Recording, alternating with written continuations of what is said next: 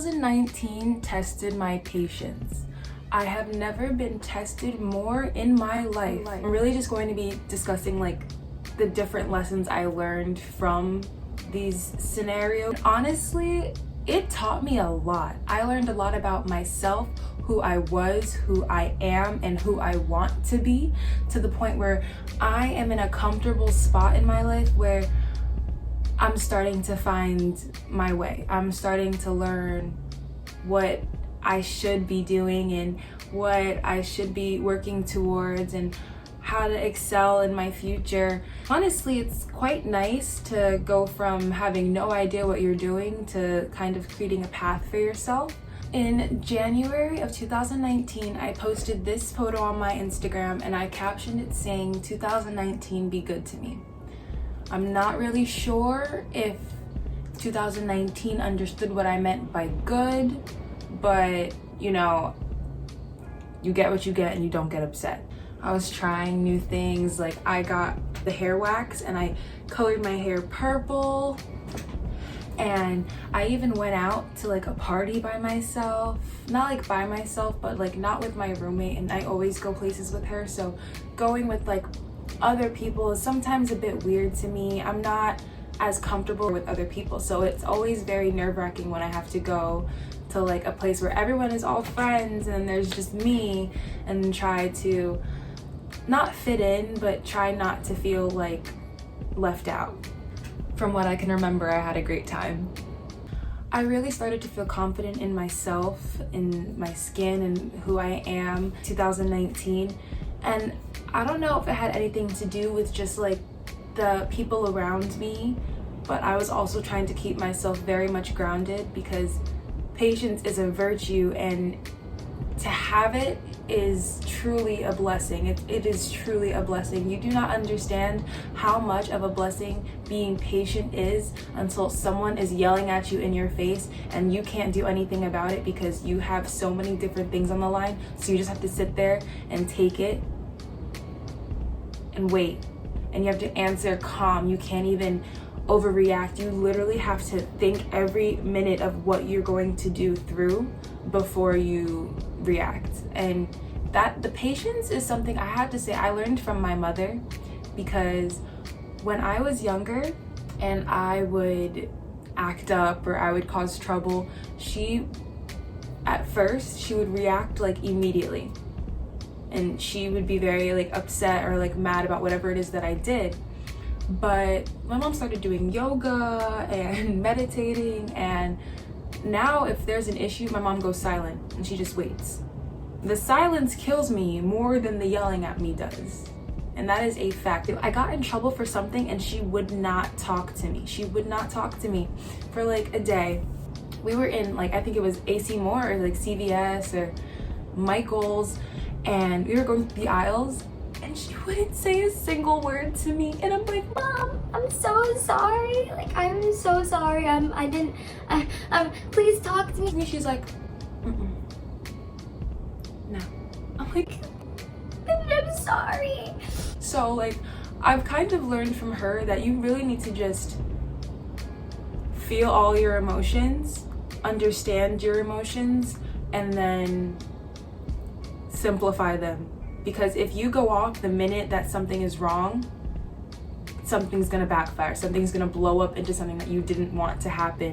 But if you take the time to understand why you feel that way and how you're gonna explain it to the other person in a way that doesn't sound like you're attacking them, you have a better outcome. You really do. During the school year, I was in a civic engagement, and that meant I had to do like a community service outside of school for, I think it was 70 hours. So I went and volunteered at a food bank, and that's like a food pantry called Feeding Westchester.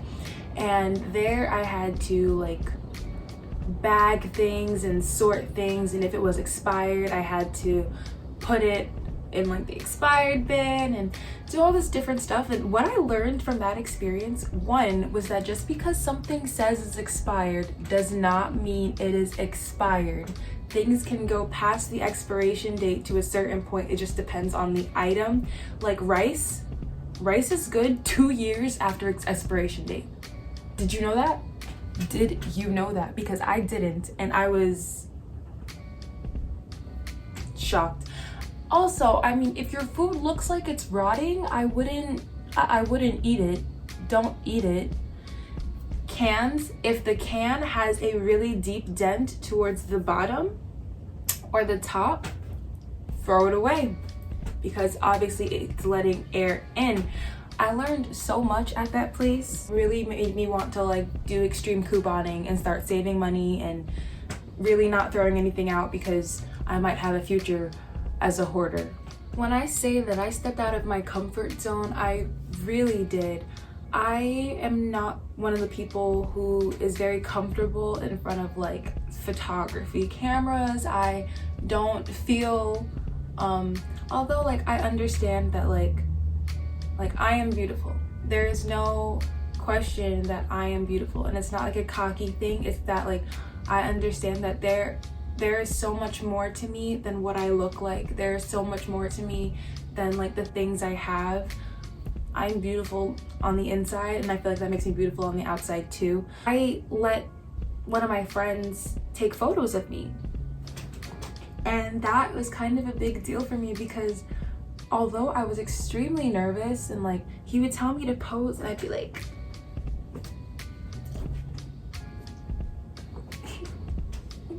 I was still very nervous, but like all you had to do was try. And that was one of the lessons I also learned. Like, you really just have to go for whatever you want to go for.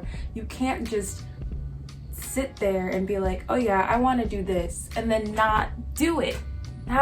When do you think it's gonna happen? In your dreams? No, you have to actually try. Over my summer, I'm very like carefree. Like whenever I'm not in school, I truly become like my better self. So like this entire winter break has been amazing for me. I feel as if I actually have the time to sit down and get to know myself, because at school you don't really get to know yourself. You get to know everybody else, and then you go to class, and then you come back, and then you cry because your class is hard, and then you go back to sleep, and then you go and wake up and you go to class, and then you just repeat the cycle over and over and over again. And I was not a fan.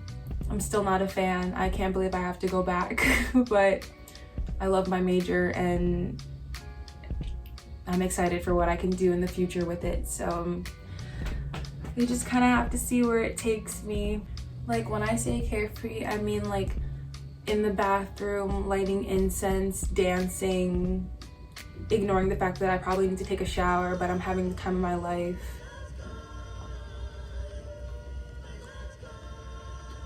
All I'm saying is that when Igor came out, I was very happy. I was very happy. That was probably the best time of my life. I was like,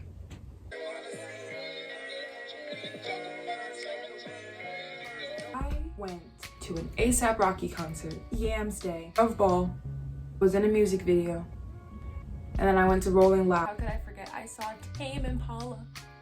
Taemin Paula. One thing about me, it's that I like lights, neon lights, LED lights, flashing lights, strobe lights. They make me feel like a completely different person. I don't know how, I don't know if there's a science to it, but I feel powerful in the presence of a bunch of different lights. And at the Taemin Paula concert, I was very high up. The lights, lasers just shining all over the place, and I was like, this is what life is all about. Like this is amazing. I was so happy. I love Taemin Paula. Kevin, you're the reason I got through my breakup. Eventually is my shit. It was just the best time of my life. It was peaceful. Like I love moshing. I love going to concerts and throwing my body at people and ending up on the floor. Like I live for it, but I also really like to just sit down and like absorb the music that I'm listening to, and Taemin Paula lets me do that. Thank you, Kevin. You're so good to me. I love you. If you want to know what music video I'm in, you can't even see me. I got blisters on my feet from jumping for nothing. All I'm saying is that he put me in the front of the line and then didn't put it in the video. And I was was like, what did you want me in the front for? Why was I in the front if you weren't gonna use it? I'll show you what I was wearing because I was having the bestest day. I went with my roommate and I mean, you could see her a little bit in the video, but she's taller. She's taller. So I'm gonna say that's why you couldn't see me, because I was jumping. One dude even complimented me on my energy. Little did he know my feet were bleeding. So I want to transition into how I managed to keep my sanity and my mental health somewhat stable during all of the different trials that I've had to face last year. My number one thing is that art is a form of expression. And I'm no Picasso, I am no Vincent van Gogh or Bob Ross, but I find that I'm able to quiet my mind and relax more when I'm painting something than when I'm doing anything else. So whenever my anxiety gets really bad, I feel like the entire world is spinning and I'm spinning too, and I don't know what to do anymore, and I'm just stuck there, and I'm like, I paint. I have some of my paintings here to show you guys. Again, really, no Picasso, no nothing. So these are old. These are from in high school. During my breakup, I painted this. It's like an eye inside of like, I wanted it to be like a crystal rock, but I wasn't looking at a picture, so I just drew a rock and then drew layers. And it was like a dark sea. I wanted like a dark ocean, red skies, ha ha ha, I'm sad. That same year, after another argument, I came up with this, and it's really just a bleeding heart. If I don't have any stress when it comes to painting, besides like me being a perfectionist and wanting it to look good. I hang these up in my room. But I mean, if anyone wants to buy any of these, please let me know in the comment section, because I'm willing to give. They're like, we're gonna raid Area 51. This is my alien man. Let's call him George.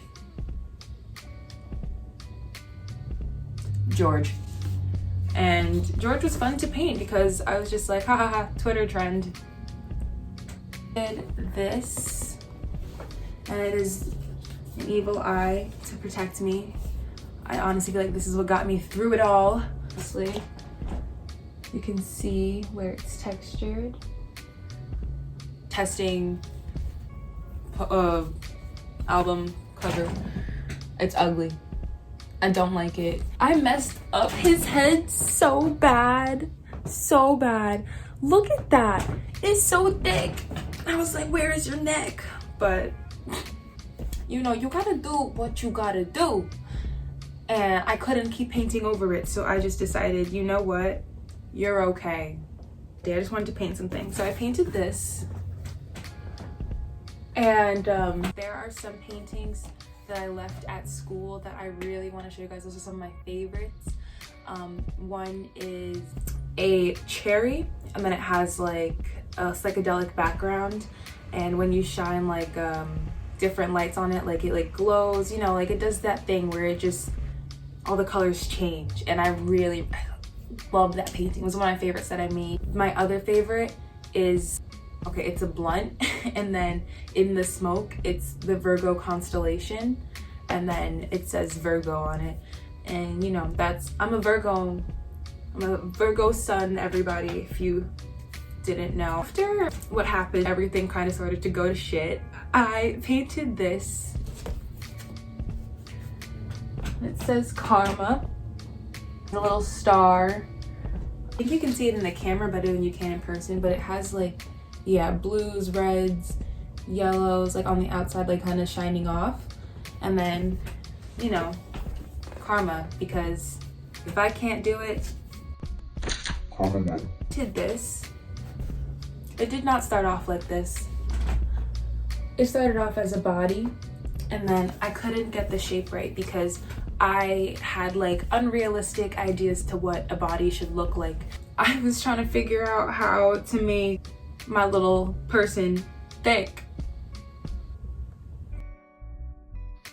You don't need to be thick, you're beautiful just the way you are. So I cut her stomach off. because I couldn't figure out the waist, and I was like, I don't even know how to add boobs, like I don't know how to do this.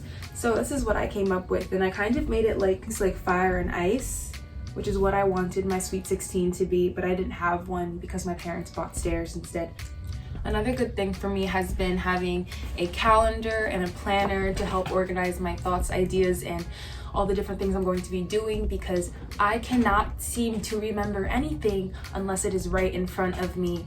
So if I wake up and I see my calendar right in front of me, I'm gonna go, oh, what do I do today? And then I figure it out, and it's nice. And it's nice to be on top of your shit. But like, if you have your calendar and your planner and you put it in your phone, whatever, you excel.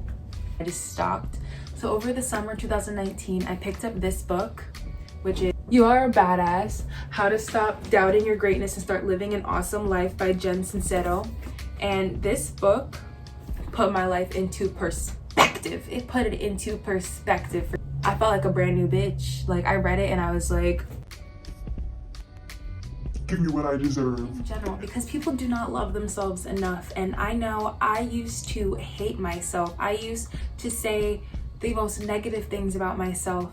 And you know, whatever you speak into the world comes right back tenfold. So like, I changed that. And in this book, it talks about self-love and how to acquire it. And it's like, appreciate how special you are, drown yourself in affirmations, and do the things that you love. Ditch the self-depreciating humor. So like, you're like, ha ha ha, I'm a piece of shit. No, you're not. No, you're not. You're not a piece of shit. You just feel like a piece of shit, and like, you feel like you do something shitty, but you are not a piece of shit. The action is shitty, but you are not a piece of shit, okay? And I used to meditate every single night before bed. I'm talking like guided meditation, just me, my imaginary beach, the waves are my issues, and it's crashing and going away and going all the way out into sea, and they're leading me.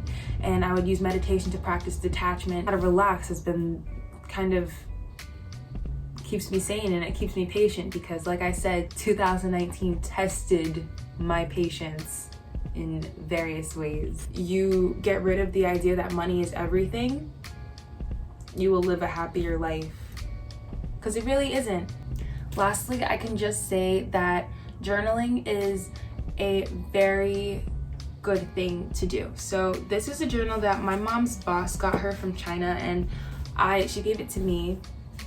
And this is one of the journals I use. I have so many because I go through so many phases where I try to journal and I struggle. And I mean, I still struggle, because the last time I wrote in this was November 19th in 2019. It is January 25th, 2020. So it's been a bit of a while. In this journal, this is when I really tried to change my outlook on myself, because I was just in a really dark place. So I read this thing about how like every single day you should write like 10 things you're grateful for, like the minute you wake up. So on July 9th, I wrote bubble tea, having a close family, music, my parents. I cannot say the next one, my being able to make my own money, friends, having a new planner, fruits, and this opportunity to live. Because there was a time in my life where I just really didn't think that I wanted to. Life has changed, like life has completely made a 180, and I am so grateful that I get to be here. Journaling is something that has helped, and it's, for me, it's not really journaling, it's more like writing poems. I just like writing poems. So this video is kind of like an introduction to me and like all the little things that I have experienced and what I've been doing to keep myself grounded and keep myself sane. And I really hope it has helped and maybe given you ideas on what you can do to make a positive change in your life. I know for a fact that this year is going to be a very big year for me. I can feel it in my bones. I've never felt so connected to my major, which is biological psychology, if you did not know. I've never felt so connected to my major, and I get like goosebumps just thinking about like the future and what's gonna happen for me. So I hope you guys enjoyed this video. There will be another one coming up next week. Thanks for watching.